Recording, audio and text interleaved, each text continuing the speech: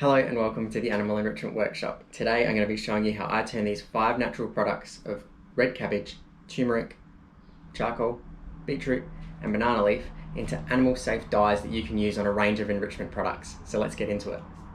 Alright, so today I'm starting out with green. Now I'm using a banana leaf, but otherwise in the past I've used nettle and kikuyu grass. Any sort of thick green and safe plant can be used for your green.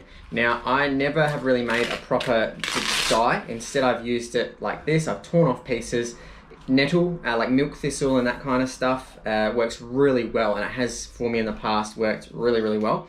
Kikuyu grass, like a thick bladed grass, maybe even buffalo, you can use as well. But I've got bananas growing readily available up here, so I just break off banana leaves once you've got the edge there. Otherwise, even not, if you're just rubbing it around, as you can see, it takes a second to get it started, but then you start getting that green coloration coming through. Alright, so the rubbing knocked around the camera a bit too much, but otherwise, as you can see, after I've destroyed it, I've gone really hard and rubbed along the paper, and it's created that beautiful green color. Now that works really well when I'm creating Christmas bonbons, in which I'll just get a toilet roll and roll them up like so and make them like reds and greens. But otherwise, if you're wanting to turn it into an actual paint to potentially use on like a piñata or anything else along those lines, then instead you just want to cut it up into small pieces, even blend it up, and then put with it a little bit of water, not to make it dilute it too much, in that it gets too watery and it destroys the paper and stuff like that. Probably a bit of a paste, and then you can paint and write with it, and once it dries, it'll look great. But I've never really needed to do it and create it into like a water-based dye. I've always just done it this way. So any sort of green, safe coloration plant like that, lost for words, it works great. But I've found that milk thistle works the absolute best if you're wanting green. Alright, so now we go to pink. Now pink I readily get available from just sliced beetroot, or whatever beetroot from a can, because it's already been soaking in that water or whatever mix it is, preservative mix, and then you get beautiful pink dye straight out of the can. And you can get some relatively cheap ones, which is quite good. Now I just use cotton balls. You can use paintbrushes or whatever you want. Get it out, and look at that, straight away, beautiful pink coloration. And this is a really easy way to just get it onto whatever you want. Now, it starts out a bit wet obviously, but as that dries, it's gonna look beautiful. And that's what I'll do, and then a green and a red to get really good, nice Christmas bonbons. We just wrap it up like I showed just before. But pink, very easy, very available in the form of beetroot. If you're not wanting to use it from a can, then you can buy your own beetroot and sort of, cut it up, put it with some water, maybe boil it up until you can get your own dye, if you want to use organic or stuff like that rather than using from a can. So now on to the next. Alright, so next is yellow, and for this I use ground turmeric powder. So I'll get out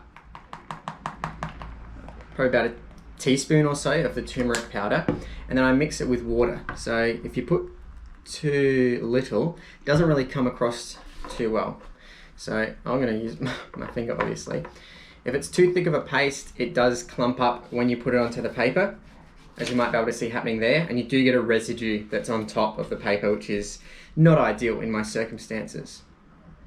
So just enough that it is dissolved in well, like so. And then again, paintbrush or cotton wool. And look at that. This cotton wool is actually soaking up a lot of the water, which is leaving the turmeric on, which you can see it's getting a bit granularly on the outside, but all in all, you'll work out what works best. And that yellow is beautiful, vibrant, and again, really easy to do. And you can see those colors coming along really nicely. So turmeric again, ground turmeric, very cheap and easy. And now we're going to start moving into some that you have to do a bit of work and a bit of prep before you get to the dye. So it might take a little bit. Alright, so now we've got black. Now for black I use charcoal pieces from Fire.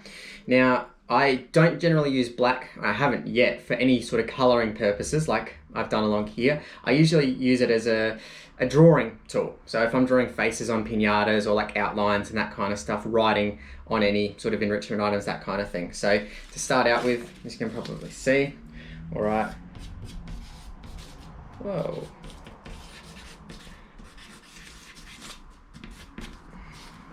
Enrichment, very easy to write with your charcoal. You can write with it. You could draw with it like so and get all the colors that you want. But if you're wanting to actually have it sort of similar, it is at the moment, to our green, where it's just sort of drawn on, but if you want to get it to the stage where it is like an actual dye that you can paint with using, yeah, a paintbrush or cotton wool, you're just going to want to crush it up into a fine powder. Now I'm doing the best I can at the moment. Generally you'd do it, yeah, you'd grind it up far better than I'm doing at the moment. It's quite granulated with what I'm doing. Oh golly, I'm making quite the mess. But anyway, you'd ground it into a powder, you'd add a bit of water, and then it will paint on nicely. And even just adding water to what I've already drawn on with the dry stuff, it's sort of like a watercolor paint, pencils to water sort of situation. There you go. So that's a messy one, but otherwise you get the idea. You can do it dry, or you can do it wet, and you do the same for the green if you needed to. All right, on to the next. One of my absolute favorites is red cabbage. So with red cabbage, if you're just wanting to draw on paper or whatever, just to start out with, you tear off a piece of your cabbage, and similar to what I did with the grass, whoops, whoa, shaking the camera around a little bit, just a minute. Cool, so without the camera shaking, as you can see, with just the red cabbage raw, rubbing it on a piece of paper, beautiful purple comes through, which is absolutely excellent. I love it. Now, where it gets really cool is that if you chop up this cabbage, coarsely chop it, put it in a pot, which I've done to get this. I put 2 cups of red cabbage to 1 cup of water, boiled it up, got it to a boil, spent about 5-10 minutes boiling until it reduced down a little bit, and then I let it cool and I get this. Now, as it is with a cotton bud, you don't get much happening at all. It's too weak. But where it goes really good is if you use this to soak eggs in overnight or a couple of days, you get really excellent Easter eggs. They don't come through this vibrant purple though. That's my spoon. The only way to get this vibrant purple is when you're using the actual raw cabbage. When you soak in a blown egg in there, like an Easter egg, to get that Easter egg enrichment, as I've done in a previous video, you get absolutely beautiful blues coming through in the egg. So it must dilute down, something happens, but you get a really excellent blue, which is fantastic. Awesome way to get blue. Now I have got bicarb soda here, as you can see. I'm gonna get that spoon that I dropped.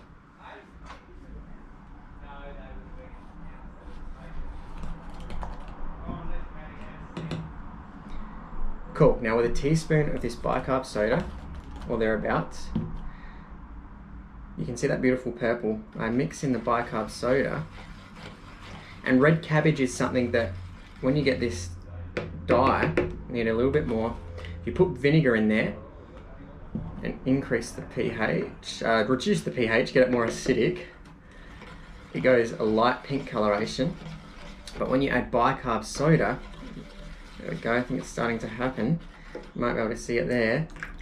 It's forming this absolutely beautiful blue coloration, and it goes from into a deep blue to a green as well. So you can change sort of the intensity of the color of the egg that you're resting in there to soak up that color by putting bicarb soda in there. So if you want the purple works on paper.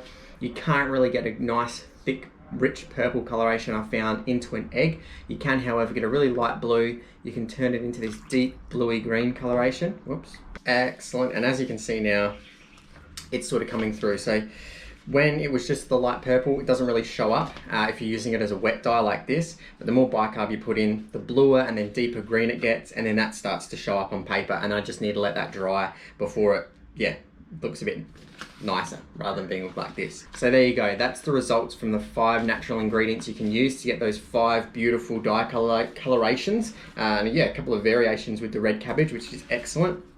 But it's just a really valuable way to go about it. You can use crayons and textures and colored pencils, that kind of stuff if you like. I like to stick with natural stuff. It just feels a lot richer when you're doing it, rather than using stuff like that, which can potentially cause issues. I know that these aren't going to cause issues if animals do potentially ingest the paper or lick them, eat them, that kind of thing. You might get color safe, non-toxic, color safe colors. Golly me. But otherwise, at the end of the day, I don't know, I just like this a lot better than using that kind of stuff. So as always, thank you for watching, happy enriching, and until next time, bye.